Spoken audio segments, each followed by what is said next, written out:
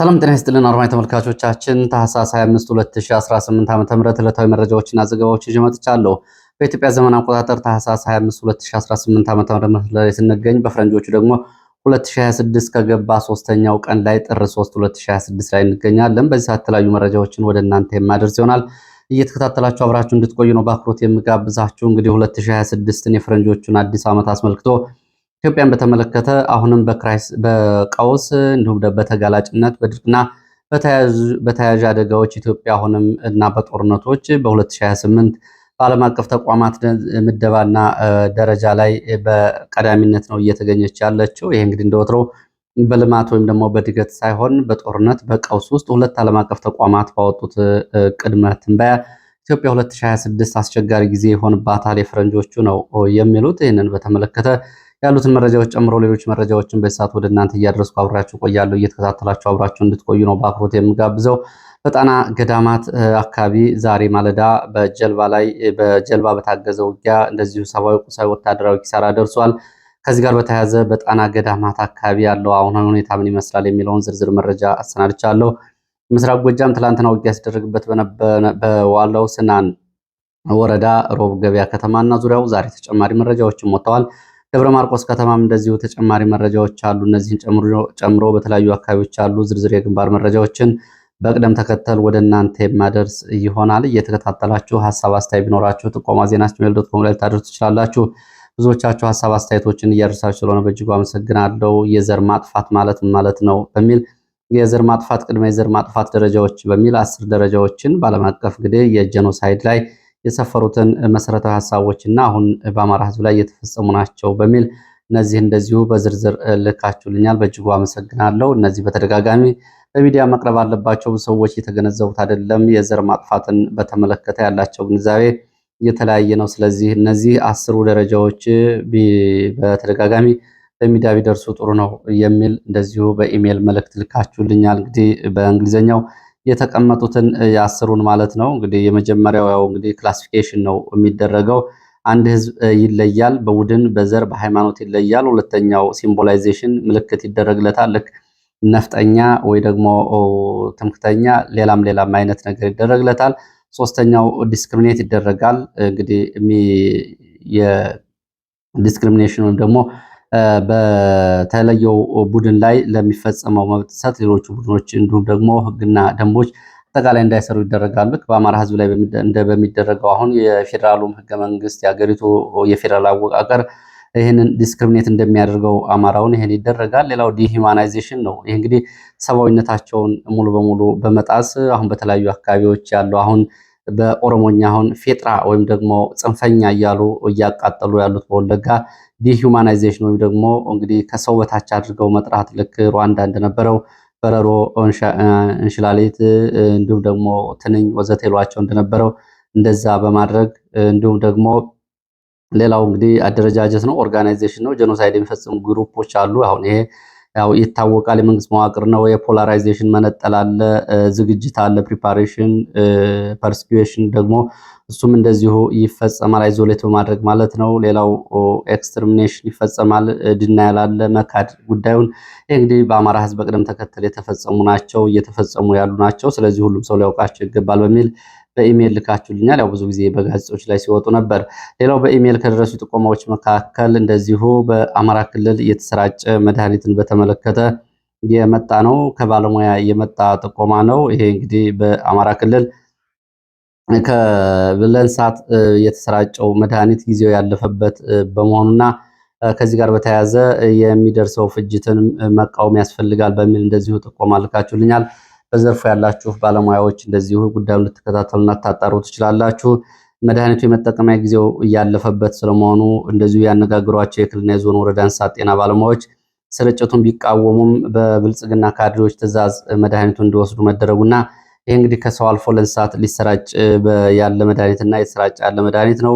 ለየወረዳዎቹ የመጠቀሚያ ጊዜው ያለፈ መድኃኒት ያሰራጩት ደግሞ የመከላከያ እጀባና በመከላከያ በጸጥታ ኃይል ስምሪት መሆኑን እንደዚሁ መድኃኒቱ የመጣበት ካርቶን 3 ዓመት ያለፈው ቢሆንም እንደገና ተገንጥሎ በሌላ አድራሻ ተጽፎበት የመጣ መሆኑና እነዚሁም በኦሮሚያ ክልል የተሰራጅቶ እንደዚሁ በቁጣ መሰብሰቡን ገልጸዋል። ሌላው እንግዲህ የዚህ ጋር በተያያዘ ያለው ቁም ነገር እንስሳትና አርሶ አደሮች ንብረታቸውን ሊጠብቁ ይገባል የሚል ነው። ያው እንግዲህ አሁን ባለው ሁኔታ ያው ኃላፊነት የጎደላቸው ስራዎች ይሰራሉ። ከአሁን በፊት ወደ ኢትዮጵያ ውስጥ የገባውን ማዳበሪያ በተመለከተ በሚዲያ ጩኸት በኋላ ሰዎች በቁጥጥር ስር ውለዋል ተብሎ አሁን 8 ቢሊዮን ብር በአገሪቱን በማክሰርና በሙስና ወንጀል ተጠርጥረዋል። ባለፈው እንግዲህ ደግሞ ከዚህ ጋር በተያያዘም እንደዚሁ ጊዜው ያለፈባቸው መድኃኒቶች የሰው መድኃኒቶች እየገቡ እንደሆነ በባለሙያዎች ተልኳል። አሁንም እንግዲህ የእንስሳት መድኃኒት በአማራ ክልል ተሰራጭቷል። እስከ 1.3 ቢሊዮን ብር የሚገመት መድኃኒት መሰራጨቱን ነው ጊዜው ያለፈበትና በካርቶኖቹ ላይ ሌላ ቁጥር ተጽፎ የሚል ነው። ይህንን በተመለከተ ምናልባት አጠቃላይ እንዲህ አይነት መረጃዎች አጠቃላይ ጉዳትም አጠቃላይ ውድመትም ሳያመጡ በባለሙያዎች ክትትል ተደርጎባቸው ጥንቃቄ ቢደረግ በሚል ነው እንግዲህ ይህንን ያደረሳችሁት። በእጅጉ ነው የማመሰግነው። በቀጥታ ወደ መረጃዎች ነው የሚሄደው። ወደ መረጃዎች ሲሄድ ምርጫ ቦርድ 7ኛውን ሀገር አቀፍ ምርጫ ለማድረግ መጠነ ሰፊ እንቅስቃሴ እያደረጉ ነው ብሏል። ታህሳስ 21 እስከ 22 ድረስ ባሉት ጊዜያቶች እንግዲህ ለምርጫ አስፈጻሚዎች የምርጫ መርሃ ግብሩን ማሳወቁን ዳይሬክተሯ ገልጸዋል። የቦርዱ ሰብሳቢ ማለት ነው። ይቅርታ ዳይሬክተር አሉ የቦርድ ሰብሳቢ። ከዚህ ጋር በተያያዘ እንግዲህ ለጋዜጠኞች አስፈላጊ ሰብአዊ ጥበቃ ያስፈልጋል በሚል የኢትዮጵያ መገናኛ ብዙሃን ምክር ቤትና የሰብአዊ መብት ኮሚሽን እንደዚሁ አብረው እንሰራለን የሚል እንደዚሁም ለጋዜጠኞች ይህንንም ገለጻ አድርገዋል። አሁን እንግዲህ በኢትዮጵያ ውስጥ ትኩረት ከማይሰጣቸው ጉዳዮች አንዱ ምርጫ ቦርድ እና ምክክር ኮሚሽን ነው። ምርጫ ቦርድ ግን በአስቸጋሪ ሁኔታም ውስጥ ቢሆን ቢጫ፣ ቀይ እና አረንጓዴ በሚል አካባቢዎቹን በመለየት ምርጫ አድርጋለሁ በሚል እንቅስቃሴ እያደረገ ነው የሚገኘው። ይህ እንግዲህ በሀገሪቱ ውስጥ ካሉ የፖለቲካ እውነቶች አንዱ ነው። በጎን ለጎን ካለው ጦርነት ባሻገር ሌላው የአማራ ማህበር በአሜሪካ በአማራ ክልል የሚደረገውን ጦርነት በተመለከተ ሳምንታዊ ሪፖርቶችን በየጊዜው ያወጣል። በዚህም እንግዲህ ሳምንታዊ ሪፖርቱን አውጥቷል። ከታህሳስ 13 እስከ ታህሳስ 19 ድረስ ያለውን በዚህ ሪፖርቱ የተለያዩ አካባቢ የተደረጉ ውጊያዎችን፣ የደረሱ የሰብአዊ መብት ጥሰቶችን በዝርዝር አሃዛዊ መረጃዎች አስደግፎ ነው እያወጣው። የአማራ ማህበር በአሜሪካ መቀመጫውን ያደረገው የአማራ ጦርነቱ ወቅታዊ መረጃ ታህሳስ 13 እስከ 19 የ7 ቀናት ሪፖርት ማለት ነው። በዚህ ሳምንት በአማራ ክልል በሚገኙ 11 ዞን አስተዳደሮች ውስጥ በ42 ወረዳዎች እና ከተማ አስተዳደሮች ውጊያዎችና የመብት ጥሰቶች መመዝገባቸውን ገልጿል። በኦሮሚያ ክልል ጅማ እና ምስራቅ ወለጋ ዞኖች በአዲስ አበባ ከተማም እንዲሁ የሰብአዊ መብት ጥሰት መፈጸሙን ዘግቧል። በአማራ ክልል በሚገኙ 5 ዞኖች በሚገኙ 6 ወረዳና ከተማ አስተዳደሮች የንጹሐን ዜጎች ጉዳት ደርሰዋል። በተጨማሪም በኦሮሚያ ክልል ምስራቅ ወለጋ ዞን ጊዳ አያና ወረዳ የኦሮሚያ ክልል ልዩ ኃይል እንደሆኑ የተመለከቱ ኃይሎች በሰላማዊ ሰዎች ላይ ጉዳት አድርሰዋል። የቢቢሲን ዘገባ ጨምሮ ማለት ነው። በአማራ ክልል በሚገኙ 3 ወረዳ እና ከተማ አስተዳደሮች ውስጥ በ3 የዞን አስተዳደሮች የሰው አልባ አውሮፕላን እንቅስቃሴ መመዝገቡን እንደዚሁ በሳምንቱ ሪፖርቱ አውጥተዋል። እነዚህ አካባቢዎች ደቡብ ወሎ የሚገኙት የአምባሰል፣ የቀወት፣ የቡሬ ዙሪያ ወረዳዎች እና የሰሜን ሸዋ ምዕራብ ጎጃም ዞኖች ይገኙበታል። ከአደጋዎቹ በአንዱ የዜጎች ጉዳት መድረሱንም እንደዚሁ አካቷል። በሪፖርቱ ያው ቀወት ወረዳ የደረሰው ነው። በኦሮሚያ ክልል ጅማ ዞን እና በአዲስ አበባ ከተማ እስራቶች ተመዝግበዋል። በጅማ ዞን እየተፈጸመ ያለው እስራት ያነጣጠረው ከኦሮሚያ ክልል ባለስልጣናት ጋር አብረው በሚሰሩ የአካባቢ ኦሮሞ ነጋዴዎች ንብረት ውድመት በደረሰባቸው የአማራ ተወላጆች ላይ ነው። ተጨማሪ በአማራ ክልል በሰሜን ወሎ ዞን አለማጣ ከተማ የራያ አለማጣ ወደ ትግራይ የትግራይ ነፃ አውጪ ግንባር ትህነግ ኃይሎች በአማራ ተወላጆች እና ከኢትዮጵያ ኦርቶዶክስ ተዋሕዶ ቤተክርስቲያን ጋር ግንኙነት ባላቸው ሃይማኖት አባቶች ላይ አፈና መፈጸማቸውንም እንደዚሁ ሪፖርቱ ይዞ ወጥቷል። በዚህ ሳምንት የኦሮሞ ብልጽግና አገዛዝ በአዲስ አበባ ከተማ መንግስታዊ አገልግሎት ሰጪ መስሪያ ቤቶች እንደገና የማዋቀር ተግባር የተጀመረ ሲሆን በዚህም አያሌ የአማራ ተወላጆች በጅምላ ከስራ እየተባረሩ እና ከደረጃ ዝቅ እንዲሉ መደረጋቸውንም እንግዲህ ሪፖርቱ ይዞ ወጥቷል። ያው ሪፖርቱ በዚህ ዘገባ በሚወጡ ሳምንታዊ መረጃዎች ጋር ተናባቢ ሪፖርቶችን ይዞ ይወጣል። ለማንኛውም ይህንን ይዞ ወጥቷል። ወደ መረጃዎቹ ሲሄድ በራያ አላማጣ ባለፉት 2 ሳምንታት ብቻ ከ2800 በላይ ሰዎች መፈናቀላቸውን የዓይን እማኞች ገልጸዋል። ከራያ ባላ፣ ራያ አላማጣና ከአለማጣ ከተማ ከ2800 በላይ ሰዎች ኮረምን ጨምሮ ተፈናቅለው ወደ ወልዲያ፣ ቆቦና ሰቆጣ ከተማ ገብተዋል። ይሄ ሆነው የህወሓት ታጣቂዎች በአካባቢው ቀድሞ የብልጽግና ሚሊሻ እንዲሁም የብልጽግና ባለስልጣናት በማለትና የአማራን ጥያቄ ያነሳሉ ያሏቸውን ሰዎች በማሰርና የጅምላ ስርዓት መፈጸማቸውን ተከትሎና ትጥቅ ለማስወረድ የህወሓት ታጣቂዎች እንቅስቃሴ ማድረጋቸውን ተከትሎ ነው። በዚህ እንግዲህ ይህን ያክል ቁጥር ያላቸው ሰዎች ተፈናቅለዋል። 2800 በላይ ሰዎች ወደ ወልዲያ፣ ደሴ፣ ቆቦና ሰቆጣን የተፈናቀሉት። የአማራ ብልጽግና ሰዎች ስለ መፈናቀሉ እስካሁን ድረስ የሰጡት ምላሽ የለም። ጠይቀናቸው ነበር ነው የሚሉት የአካባቢው የቀድሞ ባለስልጣናት። የአማራ ብልጽግና እስካሁን ድረስ ምንም የሰጠው ምላሽ የለም። በህወሓት ወረራ ካለማጣ ከ2004 ወዲህ ሰዎች በብዛት ሲፈናቀሉ ይሄ ለአራተኛ ዙር የተፈጸመ መፈናቀል ነው። 2016 ሚያዝያ 7 ቀን ከ50 ሺህ በላይ ሰዎች መፈናቀላቸውን ኦቻ መዘገቡ ይታወቃል። እንግዲህ በወቅቱ የነበረው ሪፖርት ነው። በዚህ በኮረም እንደዚሁ 6 ሰዎች ታስረዋል። ከነዚህ ውስጥ 3ቱ ተሿሚ የነበሩ ናቸው። የትምህርት ጽህፈት ቤት፣ የከንቲባ ጽህፈት ቤት እንዲሁም ደግሞ የሚሊሻ ጽህፈት ቤት ኃላፊዎችን ጨምሮ ሰዎች በህወሓት ታጣቂዎች ተይዘው ታስረዋል። ሌላው ዓለም አቀፍ ተቋማት በመግቢያ ላይ እንዳልኩት እንግዲህ ዓለም አቀፍ ተቋማት በኢትዮጵያን ሁኔታ በተመለከተ በቀጣዩ 2026 ኢትዮጵያ ፈተና ይገጥማታል በሚል ቅድመ ትንበያቸውን አስቀምጠዋል። በትናንትናው ዕለት አንድ እንደዚሁ ትንበያውን ያስቀመጠው ፎሬን ፖሊሲ ኢትዮጵያና ኤርትራ መካከል 2026 ጦርነት ሊቀሰቀስ ይችላል። ይህም ከምድራችን 10 ከባድ ጦርነቶች አንዱ ሊሆን ይችላል። የምስራቅ አፍሪካና የአፍሪካ ቀንድን ወደ ጦርነት ሊዘፍቀው ይችላል። ይሄ ደግሞ ከሱዳን ቀውስ ጋር ሲደመር የምስራቅ አፍሪካ መጠነ ሰፊ የቀውስ ማዕከል ሊያደርገው ይችላል በሚል ፎሬን ፖሊሲ ኢትዮጵያን በተመለከተ ትላንትና ይህንን ይዞ ወጥቶ ነበረ። እንደዚሁ እንግዲህ ዓለም አቀፉ የአደጋ ኮሚቴም አይአርሲ ዓለም አቀፉ ተቋም በኢትዮጵያ መጪው ጎርጎሮሳውያን 2026 የተባባሰ ሰብአዊ ቀውስ ከሚገጥማቸው ሀገሮች ኢትዮጵያ 4ኛ ደረጃ ላይ መድቧታል። በነገራችን ላይ 3ቱም ሀገሮች የሚገኙት በዚሁ በምስራቅ አፍሪካ በአፍሪካ ቀንድ ነው። የኢትዮጵያ ጎረቤት የሆኑ ናቸው። ከነዚህ ጋር ኢትዮጵያ በ4ኛ ደረጃ ላይ ተመድባለች። 4ቱ የምስራቅ አፍሪካ ሀገራት ሲሆኑ 5ኛው ሃይቲ ነች። 20 የዓለማችን ሀገሮች ቀውስ ይገጥማቸዋል ተብሏል። 2ኛዋ ጋዛ ነች። የአፍሪካ ቀንድ አይደለችም።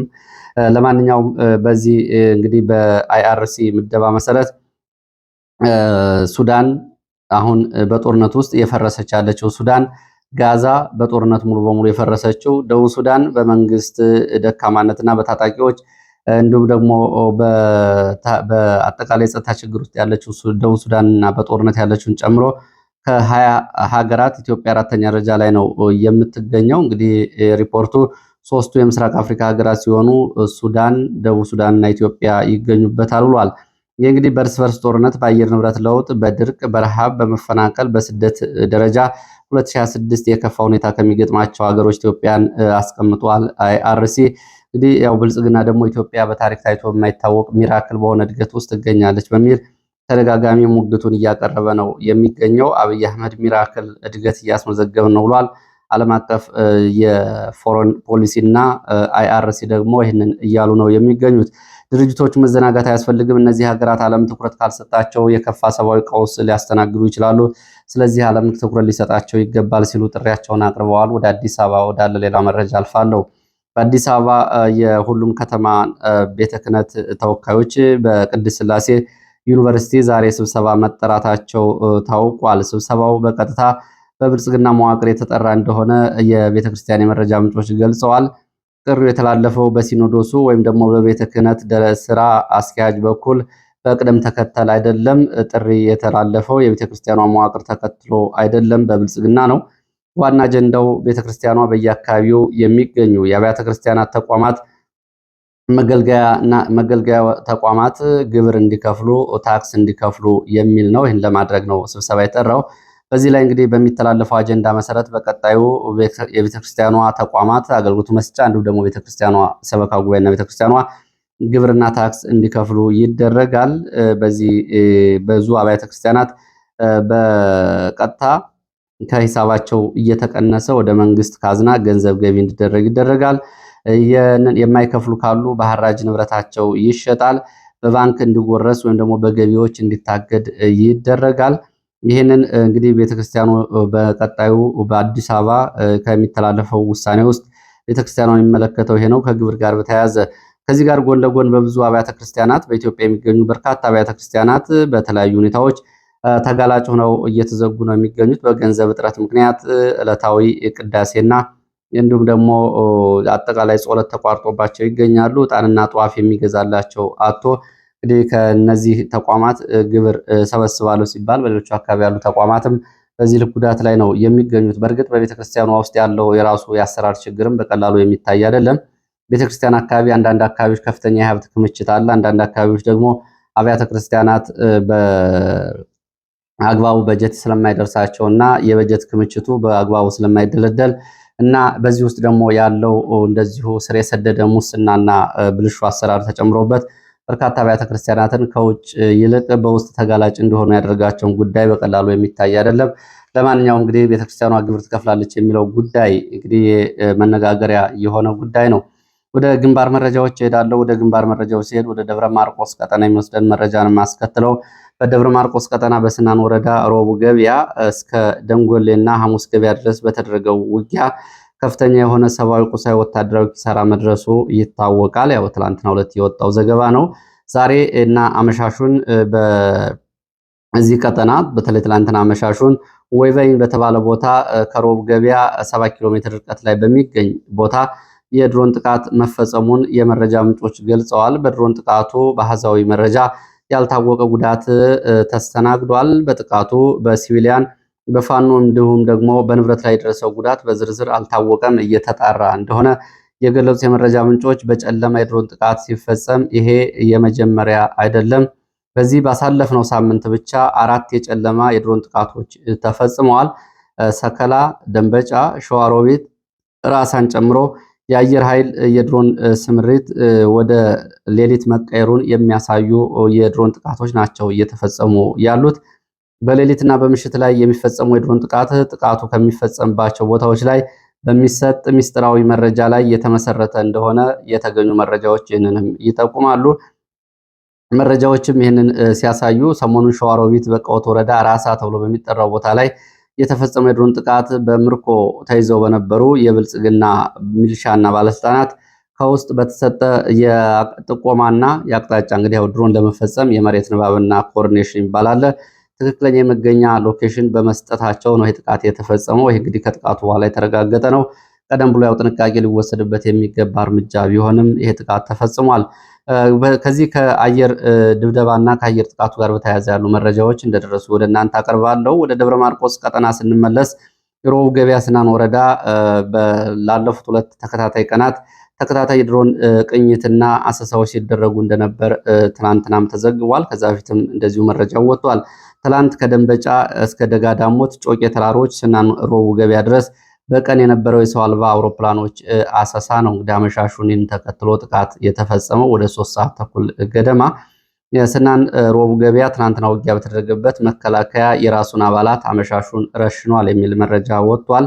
የተረሸኑት የመከላከያ አባላት እንግዲህ ወደ 12 ይደርሳሉ። ከነዚህ ውስጥ ነው አዋጊዎች፣ መስመራዊ መኮንኖች ይገኙበታል ያሉት የመረጃ ምንጮች ወደ ሮብ ገበያ የገቡት መሳሪያ ለጥላት አስረክባችሁ ነው፣ ውጊያ አበላሽታችኋል በሚል ነው እርምጃ እየተወሰደባቸው።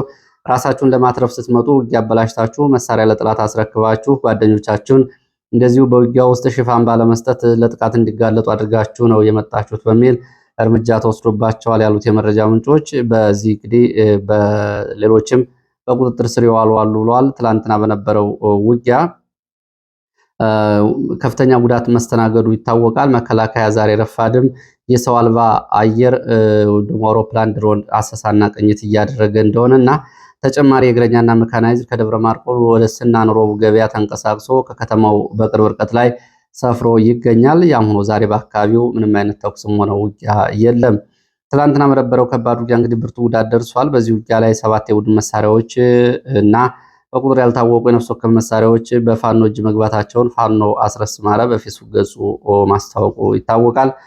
በዚሁ በደብረ ማርቆስ ቀጠና እንደዚሁ ደብረ ማርቆስ ከተማ ውስጥ በተፈጸመ ድንገተኛ የቦምብ ፍንዳታ የፖሊስ አባላት ላይ ጉዳት መድረሱ ታውቋል። ፋኖ ከተማው ውስጥ የቦምብ ፍንዳታ በማድረስ በፖሊስ አባላት ላይ ጉዳት አድርሻለሁ በሚል እንደዚሁ ኃላፊነቱን ወስዷል። ከዚህ ባሻገር አንድ የመንግስት ተሽከርካሪ ከከተማው ይዞ መውጣቱና መማረኩንም ገልጿል። በኮድ 4 ታርጋ ቁጥር 20253 ላንድ ክሮዘር የሆነ መኪና ከደብረ ማርቆስ ከተማ የተማርኮ በፋኖ መወሰዱን ፋኖ ሲገልጽ፣ ጥቃቱ የተፈጸመው ደብረ ማርቆስ ከተማ በምሽቱ 11 ሰዓት ገደማ፣ የቦምብ ጥቃቱ ደግሞ የተፈጸመበት ልዩ ቦታ 03 ተብሎ የሚጠራው አካባቢ ነው። የቦምብ ጥቃቱ ያነጣጠረው በፖሊስ አባላት ላይ ሲሆን 6 የሚሆኑት ሳይሞቱ ሌሎች ደግሞ ቁጥራቸው ያልታወቀ ሳይቆስሉ እንዳልቀረ ነው መረጃው ይህንን የገለጸው። ይህንን ተከትሎ ዛሬ በደብረ ማርቆስ ከተማ ጥብቅ ፍተሻ እና ጥብቅ ጥበቃ እየተደረገ ነው የሚገኘው።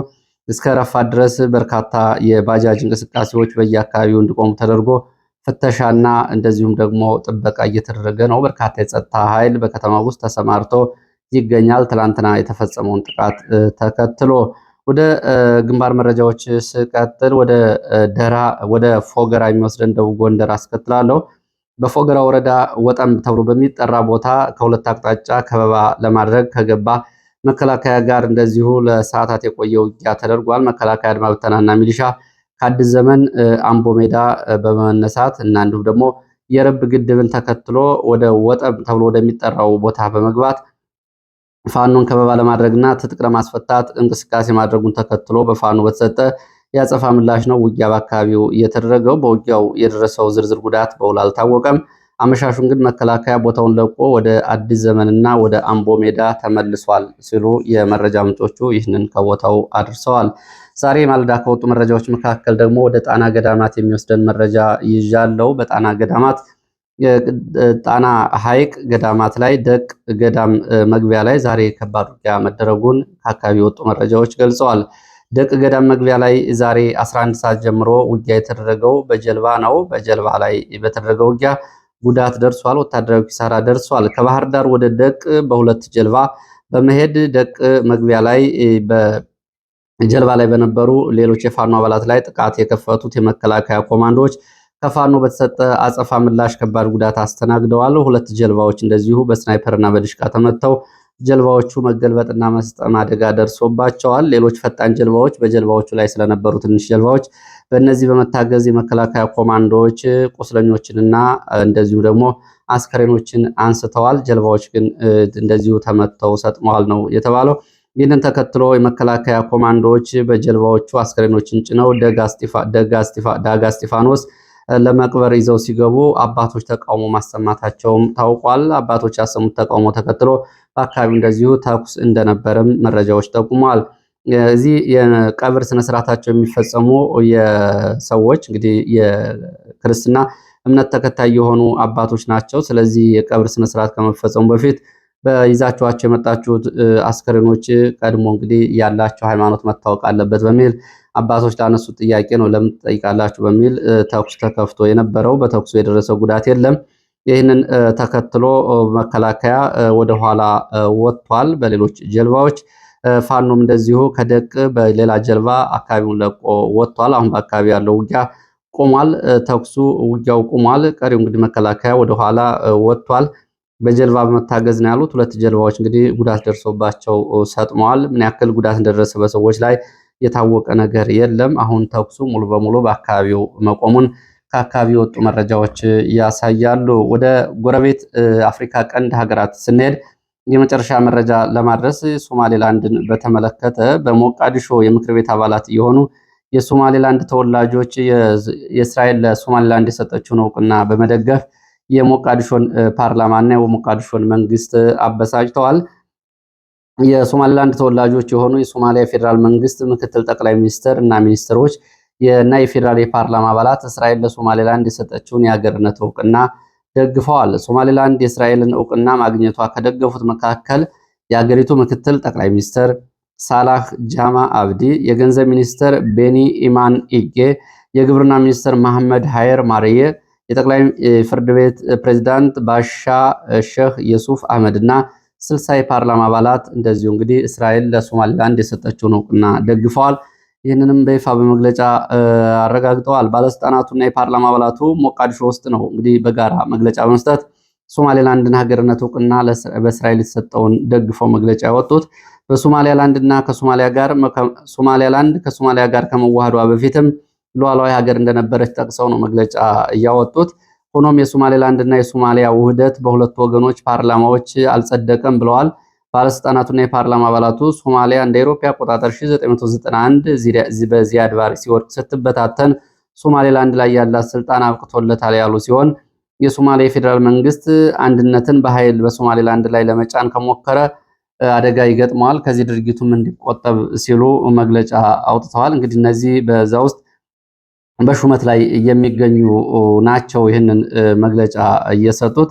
እንግዲህ ጉዳዩ አነጋጋሪ እንደሆነ ቀጥሏል ማለት ነው። እንግዲህ ለዚህ ሰዓት ያሉ ነበሩ መረጃዎች እነዚህ ናቸው። በሌላ ተመሳሳይ መርሃ ግብር እስከምንገናኝ ድረስ መልካም ጊዜ